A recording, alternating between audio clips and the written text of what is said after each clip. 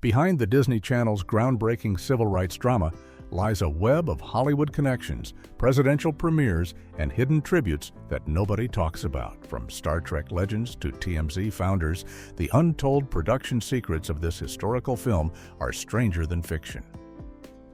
Fact 1. J.J. Abrams' mom produced it.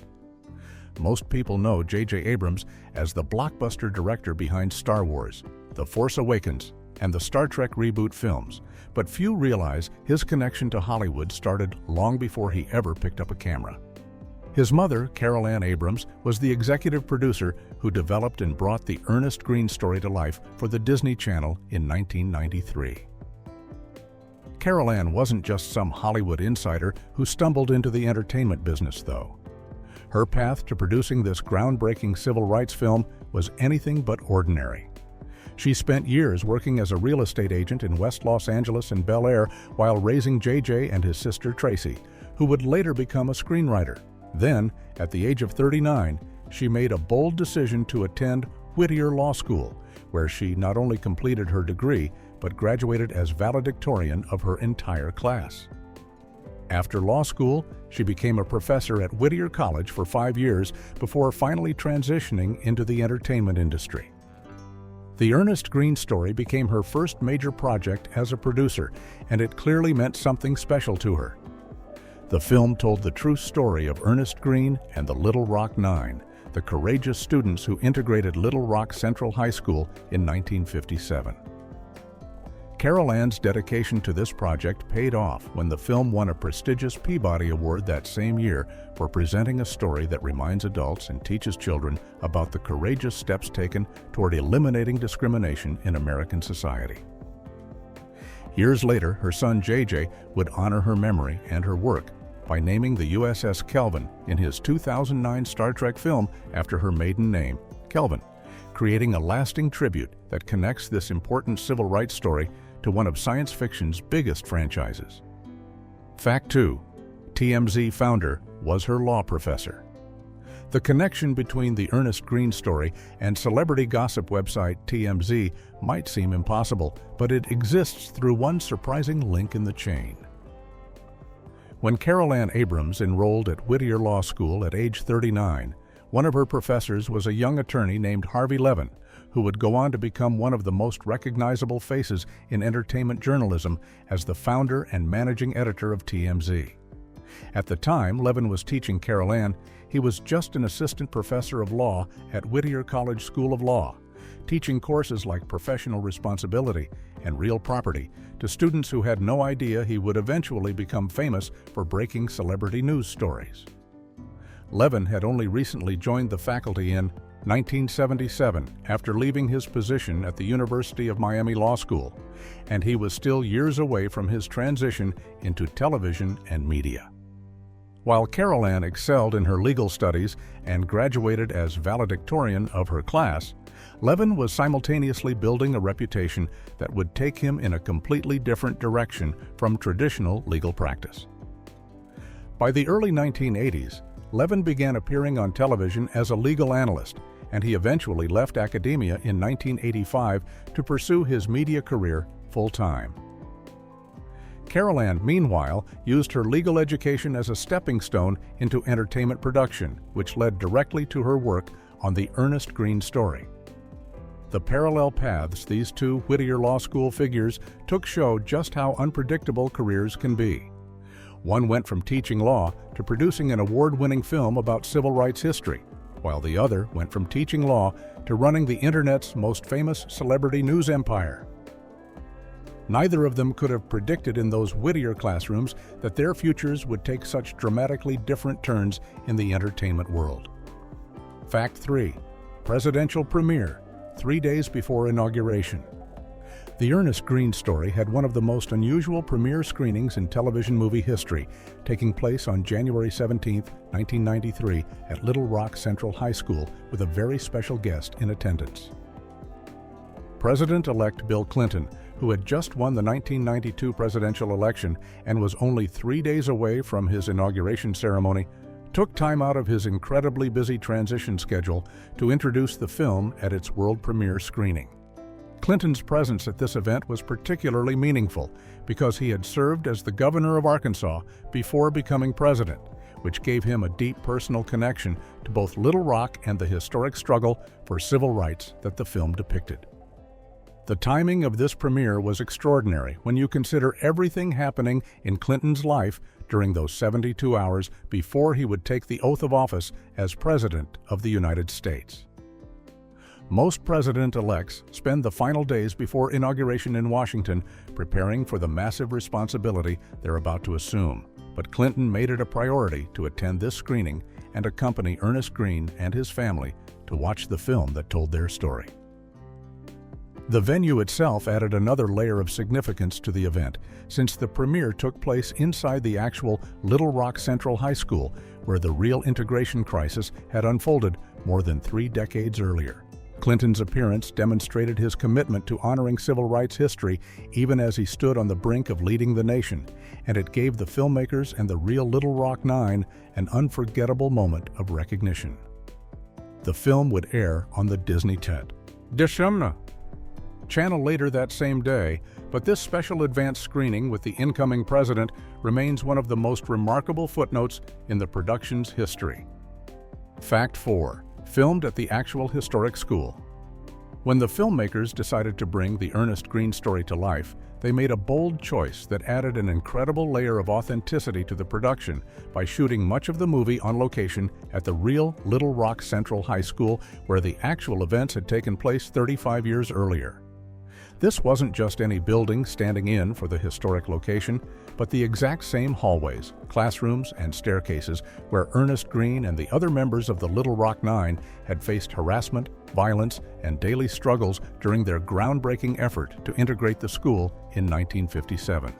The decision to film at Central High meant that the cast and crew were walking the same floors and touching the same walls that had witnessed one of the most important chapters in American civil rights history, which gave the entire production an emotional weight that would have been impossible to recreate on a studio set or at some other school.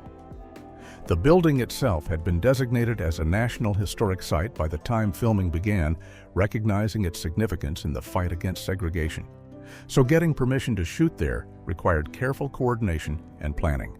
For actor Morris Chestnut, who played Ernest Green, and the other cast members portraying the Little Rock Nine, the experience of performing their roles in the actual location where these traumatic events occurred must have been both powerful and humbling. The production also used Mann Arts and Science Magnet Middle School for some secondary scenes, but the primary filming at Central High gave the movie a sense of place and historical accuracy that elevated it beyond a typical made-for-television film into something that felt like a genuine documentation of American history. Fact 5. Star Trek captain appeared months before DS9. Avery Brooks took on the role of Reverend Lawson in the Ernest Green story during a pivotal moment in his own career, appearing in the film just months before he would become one of the most recognizable faces in science fiction television history.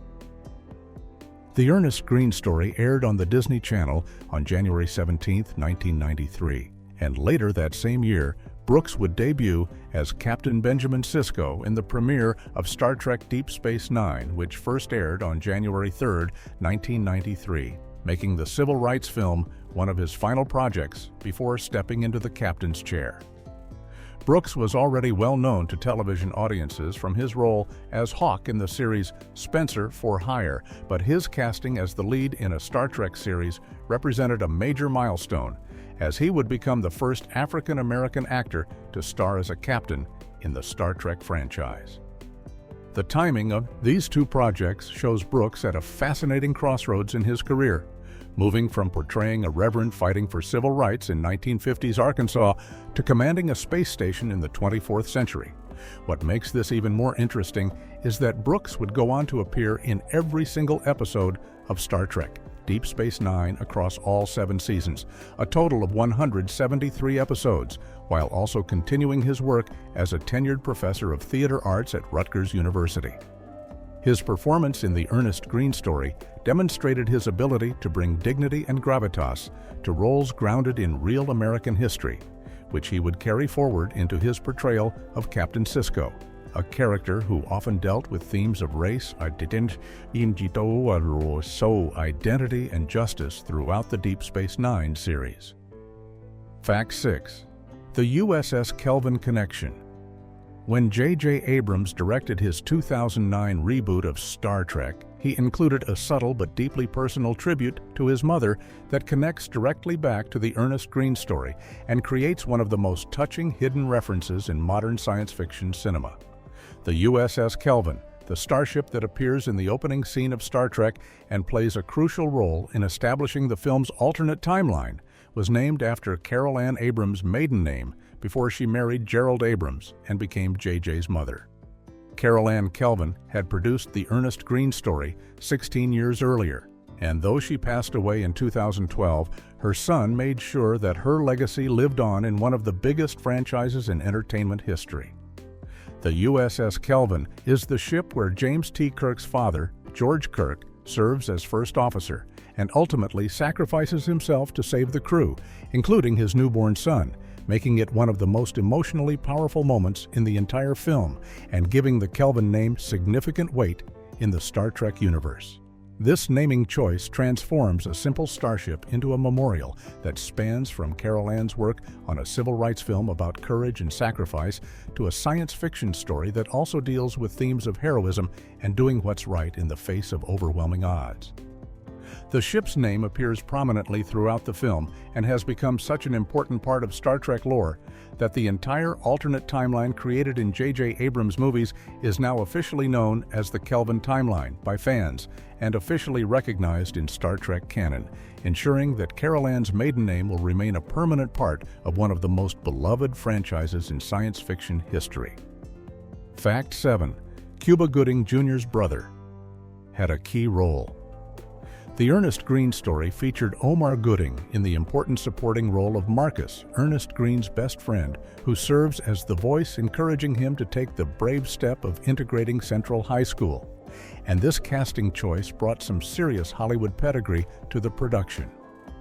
Omar is the younger, brother of Cuba Gooding Jr., who had already won widespread acclaim for his performance in Boys in the Hood 2 years earlier and would go on to win an Academy Award for Best Supporting Actor in Jerry Maguire just 3 years after the Ernest Green story aired.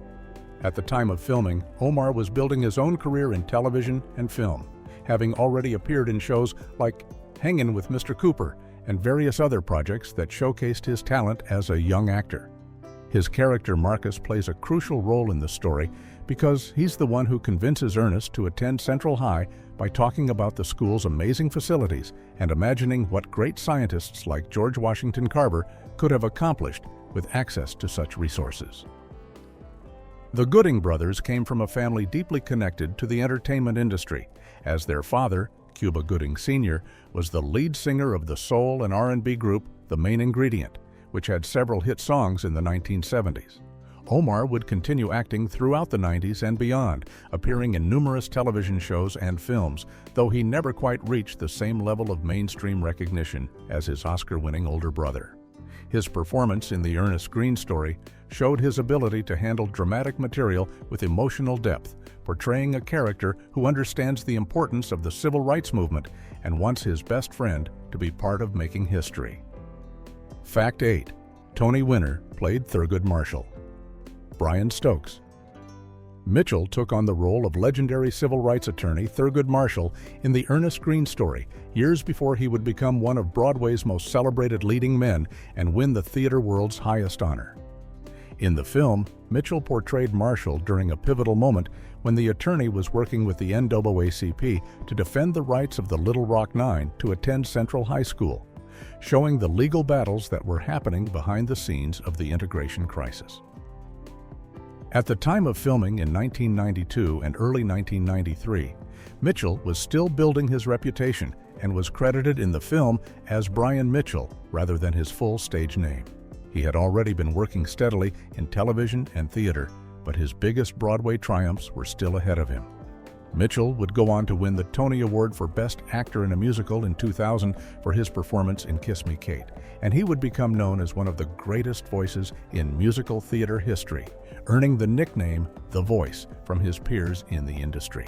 His portrayal of Thurgood Marshall in this television movie gave him the opportunity to play one of the most important figures in American legal history, as Marshall had argued the landmark Brown versus Board of Education case before the Supreme Court and would later become the first African-American justice on the Supreme Court. Mitchell's career after Porsche. The Ernest Green story included numerous Broadway productions, concert appearances, and television roles, establishing him as a respected performer across multiple entertainment mediums and making his early appearance in this civil rights film an interesting footnote in his impressive career trajectory. Fact 9. Director won Emmy, same year as filming Eric Laneville, came to the Ernest Green story, riding an incredible wave of professional success, having just won both an Emmy Award and a Directors Guild of America Award in 1992 for his outstanding work directing the episode titled All God's Children from the critically acclaimed NBC drama series I'll Fly Away. This double recognition from two of the most prestigious organizations in television production placed Laneville at the top of his field as a director, and it made him an ideal choice to helm a project as important and sensitive as the Ernest Green story. I'll Fly Away was itself a series that dealt with race relations in the American South during the Civil Rights era, following a white lawyer and his African-American housekeeper in the late 1950s and early 1960s.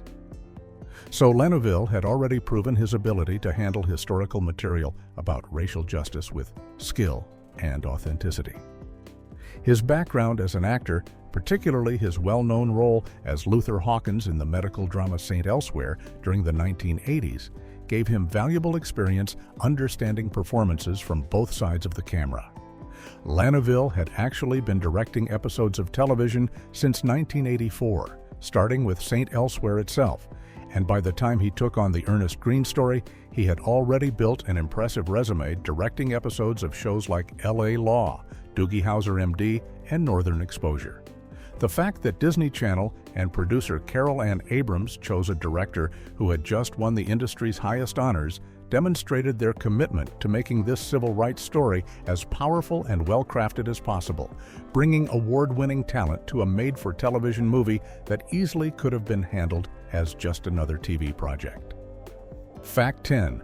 Real Ernest Green narrated his own story.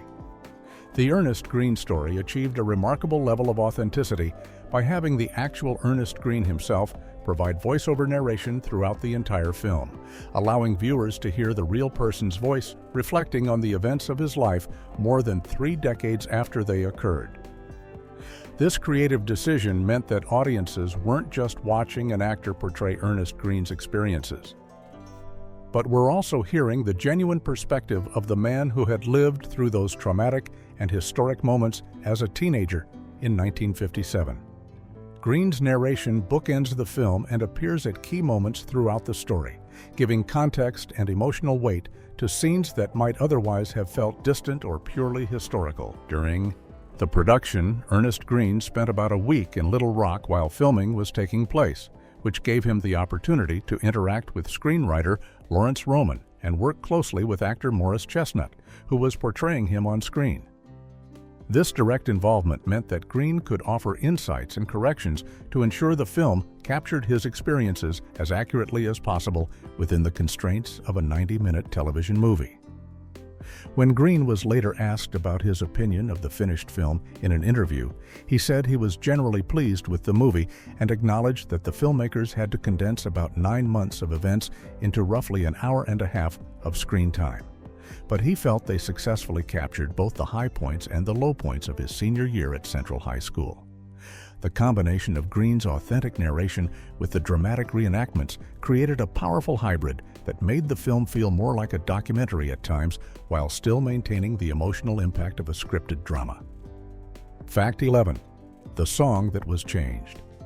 The original broadcast version of the Ernest Green story featured a powerful musical moment with legendary gospel singer Mahalia Jackson's well-known rendition of the hymn "Take My Hand, Precious Lord."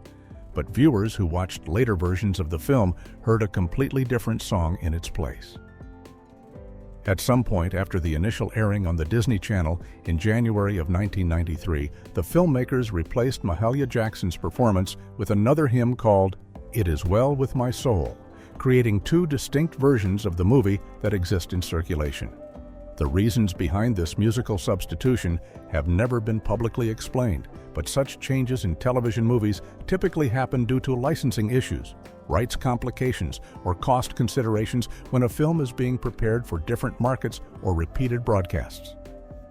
Mahalia Jackson was one of the most influential gospel singers in American history and had a close connection to the civil rights movement, having performed at numerous rallies and events, including singing at the March on Washington in 1963, so her inclusion in the original version would have added significant historical authenticity to the film. Take My Hand, Precious Lord was also notably one of Martin Luther King Jr.'s favorite songs, which made it particularly appropriate for a story about the struggle for civil rights in the American South during the 1950s. The replacement hymn, It Is Well With My Soul, is also a beloved and spiritually powerful song.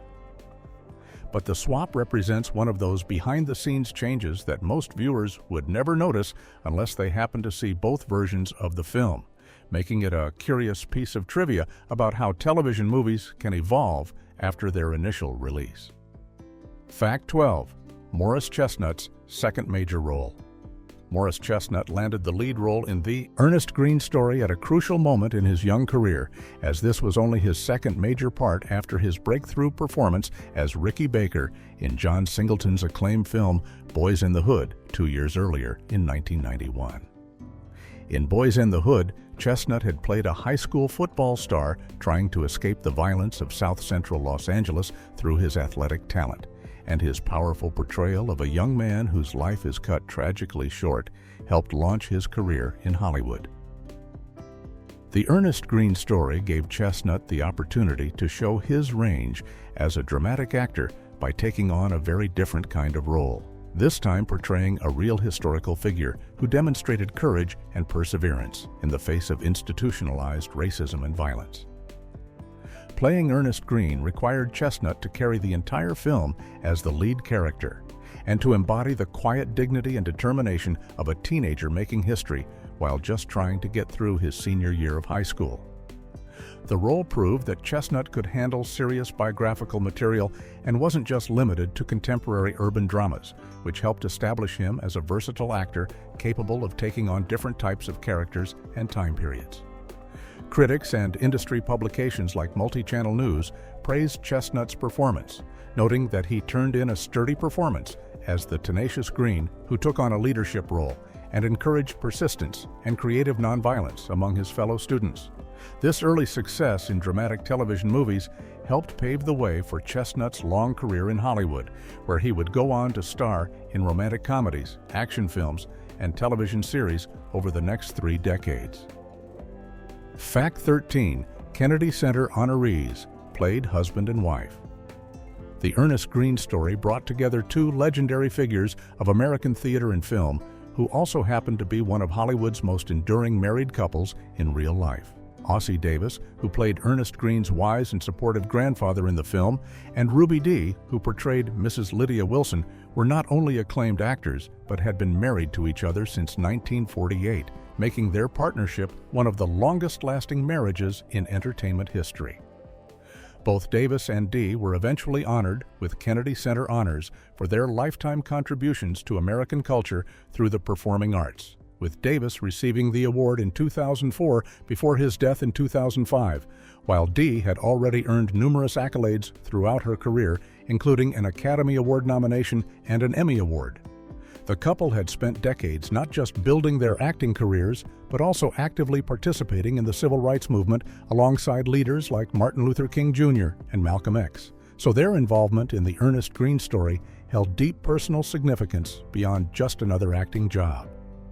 Davis was a 4-time Emmy nominee who had appeared in countless films and television shows, while Dee had starred in the 1950 film The Jackie Robinson Story and continued working in both film and theater throughout her long career.